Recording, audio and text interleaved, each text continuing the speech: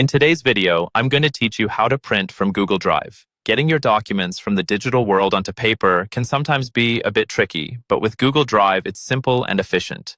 Whether you're preparing an important presentation handout or just need a hard copy of your favorite document, I've got you covered. So, let's dive into the steps to make this process seamless. First, you'll want to ensure you're logged into your Google account. Simply open your browser and navigate to Google Drive by entering drive.google.com in the address bar. If you're not logged in, you'll be prompted to do so with your Google account credentials. Once you're in, you'll see a list of all your files. It's important to be logged in to the correct account, especially if you have multiple accounts. You don't want to be printing from the wrong drive.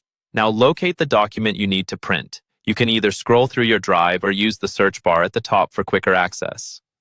The search bar is especially useful if your drive is filled with numerous files. By typing the document's name, you can easily filter through all the clutter and find exactly what you're looking for. Once you've found your document, double-click to open it. This action will open the file in a new tab or window, depending on your browser settings. Make sure your document has loaded completely and appears just the way you want it on paper. This is a great moment to do a final check for any last-minute changes or edits. With the document open, look towards the top left corner of your screen and you'll find the File menu. Click on it, and from the drop-down that appears, you should see the Print option. Selecting this will bring up the Print dialog box, where you have the chance to adjust various print settings.